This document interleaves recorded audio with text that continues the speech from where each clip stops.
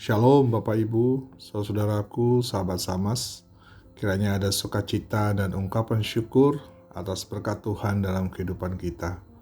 Kita bertemu kembali dalam Sapaan Damai Sejahtera hari ini 9 September 2023. Sebelum kita bersama merenungkan firman Tuhan, mari kita naikkan doa, mohon pimpinan Tuhan.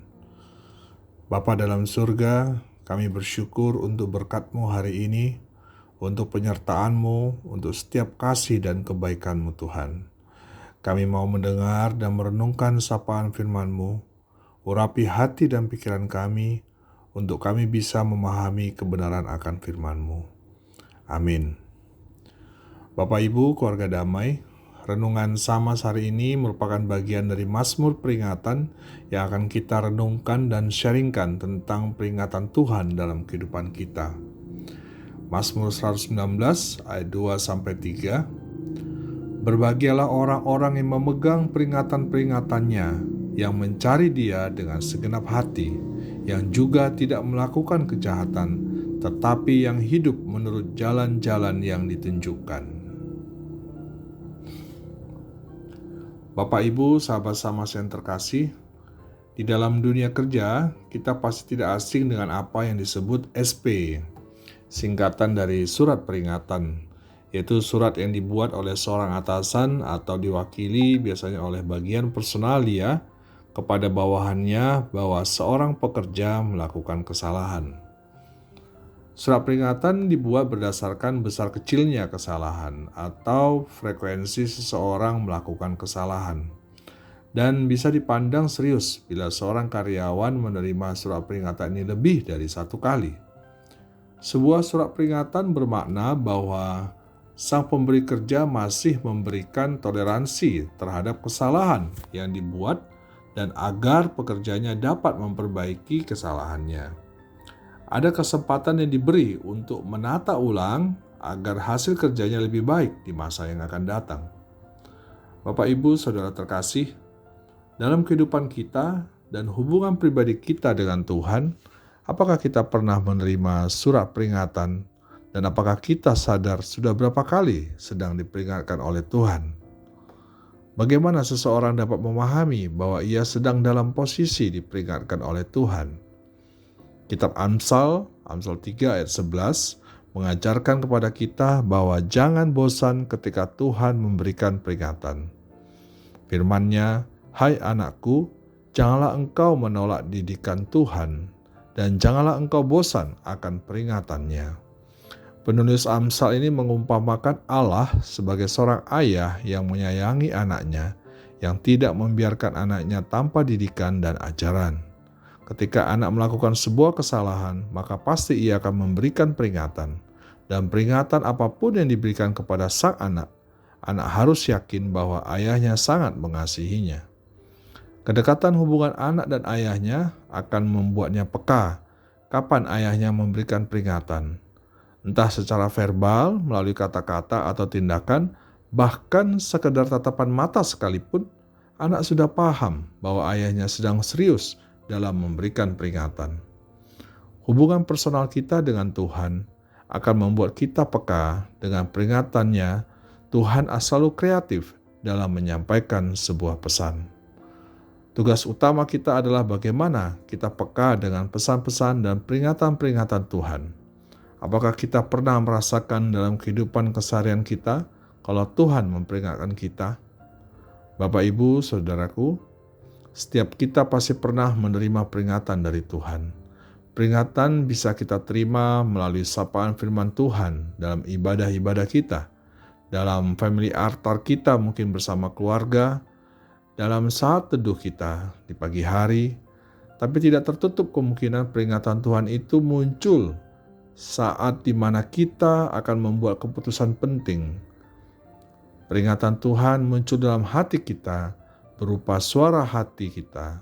Suara hati yang pertama kali muncul bisa merupakan peringatan Tuhan untuk apa yang mesti kita lakukan. Dan jangan anggap remeh peringatan Tuhan yang kita dengar, baik melalui pemberitaan firman di mimbar, melalui Alkitab yang kita baca, melalui nurani suara hati kita ketika Roh Kudus berbicara, atau melalui peristiwa-peristiwa hidup yang terjadi.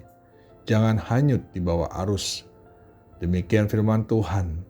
Jangan anggap remeh arus dunia ini, karena iblis dengan kecerdasan dan kecerdikannya akan membuat kita memiliki cara berpikir yang tidak akan bertemu dengan peringatan Tuhan dan kebenaran yang mau Tuhan sampaikan, atau membuat kita tidak mampu menangkap apa itu peringatan Tuhan, tidak sanggup memahami, sehingga akhirnya kita menolak.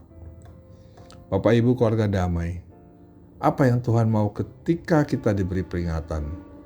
Kita harus menerima peringatan tersebut dengan sikap atau cara hidup yang benar, melalui pertama, sikap pertobatan. Pertobatan adalah berbalik dari cara hidup yang salah kepada yang benar. Inilah yang Tuhan mau. Ketika Tuhan memberikan peringatan kepada kita, Dia mau kita meninggalkan cara hidup yang jahat dan lakukan hal yang benar dan berkenan kepada Tuhan. Dengan kata lain, kita menjauhkan diri dari perbuatan yang dibenci oleh Allah. Kita tidak lagi mengambil bagian dari perbuatan-perbuatan yang menyakiti hati Tuhan. Pertobatan kita harus dibuktikan atau ditunjukkan melalui perubahan hidup yang sesuai kehendak atau kebenarannya. Semua kejahatan harus ditanggalkan, termasuk kejahatan di dalam hati kita. Kedua, hanya percaya kepada perkataan Tuhan atau firman Allah. Percaya kepada perkataan Tuhan artinya percaya kepada kebenaran yang hakiki. Kita menerima secara mutlak, tidak percaya kepada kebenaran yang semu atau perkataan dusta. Ketika kita menerima peringatan Tuhan, maka Allah mau kita tidak lagi mempercayai perkataan dusta yang tidak memberi faedah, tapi menempatkan firman Allah sebagai sumber kebenaran yang utama.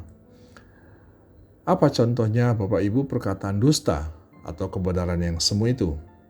Kita bisa mengambil contoh misalnya masalah yang dialami banyak gereja saat ini, juga gereja kita tentunya, sebuah ibadah online atau tidak datang beribadah di gedung gereja menjadi sesuatu yang terkadang kita nyatakan dapat dibenarkan.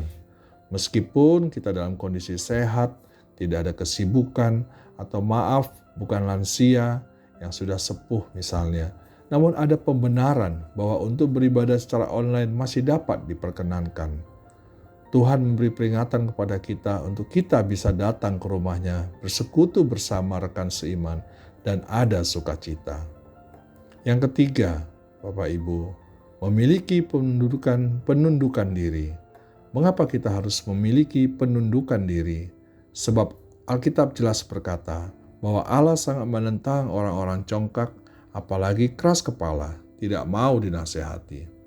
Jangan seperti Yehuda, bangsa Israel, walaupun sudah diingatkan, ditegur, tapi mereka tidak mau mendengarkan. Sekalipun Allah berbicara kepada mereka, jadilah orang Kristen yang memiliki ketaatan, penundukan diri terhadap firman Tuhan. Bapak Ibu, jemaat terkasih, Mazmur 119 ayat 111, Daud bermazmur, peringatan-peringatanmu adalah milik pusakaku untuk selama-lamanya, sebab semuanya itu kegirangan hatiku.